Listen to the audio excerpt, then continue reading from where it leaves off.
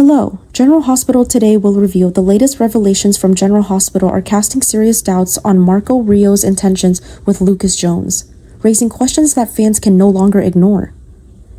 As the drama in Port Charles escalates, it appears that Lucas, who has already endured heartbreak from his failed relationship with Brad Cooper, may once again be tangled in a web of manipulation, secrets, and possible betrayal. Though Marco initially came across as charming, kind, and refreshingly sincere, recent developments have sparked widespread speculation about whether his connection with Lucas is genuine or if he is hiding a far more dangerous agenda beneath that well-practiced smile. Lucas has always been a character driven by empathy and loyalty. His devotion to helping others, both professionally and personally, has made him one of the more grounded figures in a town often ruled by chaos. Following the implosion of his marriage to Brad over the Willow Wiley switch and a series of lies that devastated their family, Lucas had taken a long time to find emotional balance again. Marco's arrival in Port Charles seemed like the beginning of something new and healing for Lucas, a fresh start, untainted by past betrayals. But what initially felt like a romance rebirth is now being re-examined through a more suspicious lens. The concerns stem in part from ominous parallels between Marco's actions and those of Jack Brennan, who openly admitted to Ross Cullum that his relationship with Carly Spencer was nothing more than a calculated strategy to gain intel on Sonny Corinthos. If Jack was willing to fake affection for Carly to infiltrate Sonny's world, could Marco be employing the same method with Lucas? After all, Marco's timing was more than coincidental. He arrived in Port Charles alongside his father, Jens Sidwell, whose interest in dismantling Sonny's empire was made clear from the moment he stepped foot in town. Given that, is it too far-fetched to consider that Marco's courtship of Lucas was also part of a larger scheme? Compounding the suspicion are the series of violent and strategic events that occurred soon after the Sidwell family's arrival. The firebombing of Sonny's penthouse, a terrifying incident that nearly cost Michael Corinthos his life, was timed with Sidwell's sudden move to Windermere, indicating an intentional power grab. Not long after, a devastating arson attack on Charlie's pub left Christina Corinthos Davis trapped inside, barely escaping the flames. Disturbingly, that attack came shortly after Marco took up residence at the pub, leading many to wonder if his presence was there than just coincidental. Was Marco strategically positioning himself close to Sonny's family to gather intel? Or worse, to serve as a decoy while more sinister plans were executed? Even if Marco wasn't directly involved in these attacks, the proximity of his movements to such high-stakes violence is troubling. His charm and calm demeanor may be disarming, but in Port Charles, these are often the mask worn by the most dangerous players. Lucas may be kind-hearted and forgiving, but he is also vulnerable, particularly when it comes to love. After being hurt by Brad's duplicity, Lucas may be eager to believe that someone like Marco could offer a safer, more honest future. But what if Marco, like Brad, is merely using Lucas for access, positioning, or information? Another layer to this intrigue is the larger strategy being orchestrated by Sidwell. If the family's goal is to neutralize Sonny Corinthos by targeting his inner circle, then Lucas is indeed a strategic point of interest.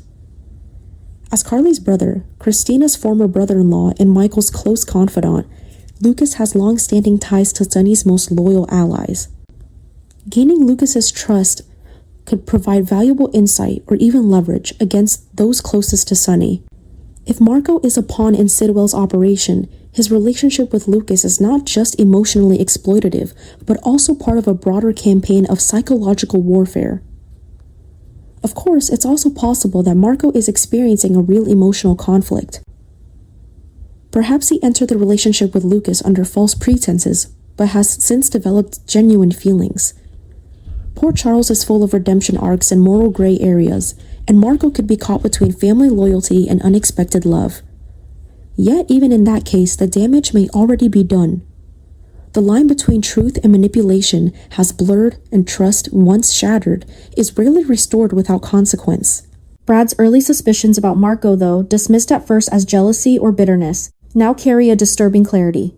Perhaps Brad sensed something in Marco's behavior that others ignored, something too polished, too precise. And if Brad, the man who once deceived Lucas himself, is ringing the alarm, Should that not raise concern, Lucas deserves happiness, stability, and love that is unconditional and honest. But in a town like Port Charles, where alliances shift like quicksand, and smiles often conceal knives, such simplicity is rarely found. Whether Marco turns out to be a true partner or a cunning infiltrator, Lucas may soon be forced to confront a painful truth. Sometimes the heart's desire is the mind's greatest blind spot.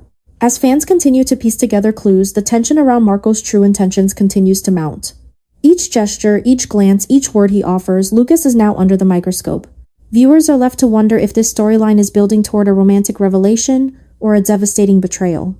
In General Hospital, love is rarely without strings, and for Lucas, those strings may already be pulling him into yet another heartbreak. The only question now is whether he'll see it coming before it's too late. The growing entanglement of Marco Rios within the fabric of Port Charles society is beginning to raise red flags far beyond mere romantic speculation. Recent developments in General Hospital have cast a shadow over Marco's seemingly noble intentions, particularly in light of his close proximity to key legal and personal players in Sonny Corinthos' world. At the center of this suspicion is Marco's ongoing collaboration with Diane Miller, Sonny's longtime attorney, and Alexis Davis, the respected legal mind and mother of Christina Corinthos Davis. What might have once been dismissed as coincidence is now under serious scrutiny, especially as Marco continues to insert himself into emotionally charged and legally significant circles with uncanny ease and timing. Diane Miller, known for her fierce loyalty to Sonny and her strategic brilliance in the courtroom, does not typically grant open access to outsiders. Yet Marco, under the guise of assisting or coordinating with legal matters, has managed to forge working interactions with her. Whether these interactions are purely professional or crafted to extract classified information remains uncertain. But the implications are troubling. Likewise, Alexis Davis, a woman with a complicated personal and legal history herself, has found herself in increasingly frequent contact with Marco. Given that Alexis is not only Christina's mother, but also a highly respected attorney with insight into some of the town's most high-stakes criminal and civil cases, her proximity to Marco cannot be ignored.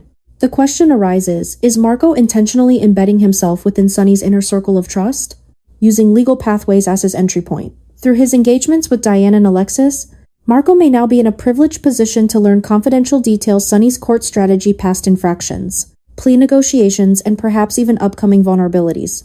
In the world of mob alliances and legal warfare, information is more powerful than bullets, and Marco may be collecting an arsenal. What further complicates the picture is Marco's family history. When he first arrived in Port Charles, his mother, Natalia Rogers Ramirez, was still alive and shared a warm rapport with Sonny. Their bond, forged years earlier and rekindled shortly before her death, provided Marco with a personal inroad that few outsiders could claim. It was through Natalia that Marco gained initial access, and her long-standing trust in Sonny seemed to transfer to her son by default. But trust in Port Charles is often a weapon, not a shield. And what began as shared grief or emotional support may now be a carefully constructed illusion. Natalia's final trip with Sonny to the West Coast for his heart evaluation adds another disturbing layer. During that private, vulnerable time when Sonny's health was at risk and Natalia was serving as both support and companion, someone was watching them. The implication that they were being followed has never been fully explained. Was it Sidwell, the man believed to be orchestrating a slow, silent dismantling of Sonny's empire, or was the surveillance arranged by Marco himself, under instructions or motivations not yet revealed? If Marco was the conduit for that surveillance, the betrayal would be staggering, not only exploiting his mother's relationship with Sonny, but weaponizing it for covert observation. Of course, there's the widely acknowledged act of heroism that once painted Marco in a brighter light: his rescue of Christina from the fire at Charlie's pub. That moment earned him gratitude and admiration across Port Charles. But hindsight forces a deeper interrogation.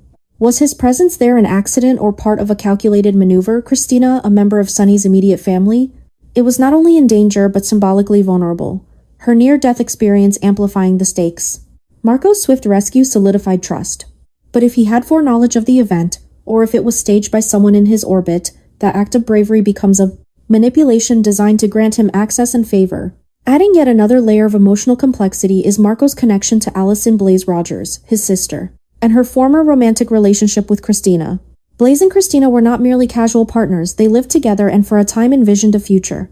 The seriousness of their relationship gave Marco a natural reason to care about Christina's safety, to remain involved in her life even after their breakup. But does that personal history truly explain Marco's continued involvement in Christina's affairs? Or is he leveraging that connection to stay embedded in the Corinthos family orbit, always close enough to observe, listen, and report?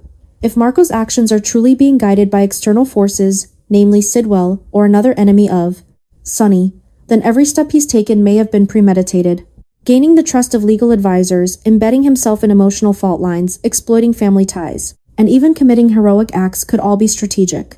In that scenario, Marco isn't just a mole, he's an orchestrator or at the very least, a well-trained operative playing the long game. On the other hand, if Marco was conflicted, torn between a genuine desire to help and familial expectations or darker allegiances, then Port Charles may once again bear witness to a tragic implosion. The fallout could be immense. Diana and Alexis would feel betrayed professionally and personally. Christina, still reeling from trauma and heartbreak, would face another emotional rupture. Sonny's circle of trust would contract even further, growing more volatile and paranoid. And Lucas, who already stands on uncertain ground with Marco, might find himself shattered once more, drawn in by affection only to be discarded or used. As tensions rise and the veil around Marco's motivations begins to thin, the true extent of his involvement remains a looming mystery.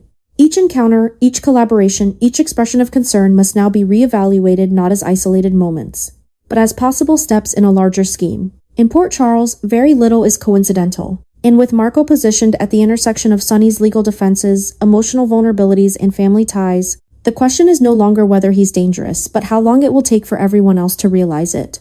In the twisting labyrinth of alliances, betrayals, and vendettas that define Port Charles, few stories are as increasingly sinister and layered as the one unfolding between Marco Rios, his father Jen Sidwell, and their adversary Sonny Corinthos. At the center of this power play lies the question of control of territory, control of influence, and, most chillingly, control over life and death. While Sidwell is content with gaining dominance over Sonny's prized shipping piers, a strategic asset that gives Sonny economic and territorial leverage, Marco's ambitions are far darker. He doesn't just want the docks, he wants Sonny gone, permanently. His words to Ross Cullum were unmistakable: remove him from the game. Not disgraced. Not disarmed. Dead. This difference in strategy between father and son is no small rift. It represents a deep philosophical and emotional divide. Sidwell, cunning and measured, understands the value of keeping Sonny alive long enough to leverage control and negotiate terms. With Sonny still technically holding power over the piers, Sidwell has used blackmail and threats, most notably against Sonny and Laura Collins, to maneuver his way into a batter's side position of dominance. He's playing a long, methodical game, tightening the noose financially and politically until Sonny has no choice but to relinquish his grip on the fall waterfront. But Marco's agenda is more impulsive, more personal, and undeniably more lethal. Whether driven by rage, revenge, or something more complex, Marco is not interested in deals. He's interested in erasure. His demand to Cullum wasn't couched in diplomacy or legal subversion, it was a kill order. This single statement reveals just how unhinged Marco may be beneath his carefully controlled facade, and how far he's willing to go to sever Sonny's influence from Port Charles completely. What fuels this hatred is still a subject of speculation. One theory suggests Marco is acting out of revenge, perhaps believing Sonny was responsible for some harm inflicted upon his family, particularly his mother Natalia. Yet this theory is immediately challenged by the fact that Natalia was still alive and, in fact, on good terms with Sonny when Marco first arrived in Port Charles. She even accompanied Sonny on a medical trip to the West Coast, a sign of deep personal trust. If Marco's vendetta is rooted in Natalia's fate, it raises the question: what exactly happened to her after that trip? Did something transpire during or after their jai time away that Marco blames Sonny for something the audience has yet to discover? Or could it be that Marco's rage is not rooted in past loss, but in present ambition? Could the desire to see Sonny eliminated be less about justice and more about the opportunity that Sonny's absence would create? Without Sonny, the power vacuum on the waterfront would be massive, and Marco, operating outside his father's measured plans, might seek to fill that void himself, or install someone more pliable. Sidwell's strategy may be corporate. Marco's is conquest. And then there's Lucas. Marco's relationship with Lucas Jones has always been slightly too convenient, too well-timed. It began innocently enough with warmth and vulnerability, tapping into Lucas's need for connection and stability. But as the pieces began to fall into place, that relationship now looks less like a romance and more like a manipulation. It's no accident that Marco targeted someone so intrinsically tied to Carly Corinthos, Sonny's most volatile yet enduring connection. Even though Lucas and Carly are estranged, their familial link remains intact. They share a complicated history and emotional baggage, but also a bridge through Carly's daughters, Lucas's nieces. Marco likely knew this before making his move. Through Lucas, Marco gains more than just affection, he gains access. He becomes a part of conversations, networks, and emotional corridors that would otherwise be closed to an outsider. The Corinthos family is notoriously guarded, especially when it comes to Sonny's operations. But love, or at least the illusion of it, has always been a key that opens doors in Port Charles. By embedding himself in Lucas's life, Marco can monitor familial communications, stay aware of tensions within the Corinthos clan, and remain close enough to strike emotionally or otherwise. If this were merely about revenge, Marco could have lashed out already. The fact that he hasn't, that he's playing a long game, forming bonds, whispering in legal ears, embedding himself in intimate circles suggests that his plan is not only calculated but deeply premeditated. He is not acting out of impulse. He's executing a sequence. Diane Miller, Alexis Davis, Lucas Jones, all of them represent nodes in Sonny's network, and Marco is touching each one. Meanwhile, Sidwell continues to tighten the screws legally and financially, leveraging control of the peers and threatening the reputations of Sonny and Laura Collins. He wants power, not necessarily blood. But Marco's goal appears to be both the dismantling of Sonny's empire and the physical removal of its figurehead. Their differing approaches have not yet clashed openly, but if Sidwell learns that his son has ordered Sonny's death behind his back, that rupture could shatter their alliance entirely, turning the Sidwell-Rios family into a ticking time bomb of betrayal. Port Charles has seen power struggles before, but rarely has it faced one so layered, so psychologically treacherous. The question is no longer whether Marco is manipulating Lucas, it's how much damage he's willing to inflict in the process. If Sonny disappears, it won't just be a blow to the criminal underworld. It will unleash a wave of devastation across families, legal institutions, and fragile emotional alliances. And Marco, for all his calculated calm, may already be standing at the center of the storm he's created.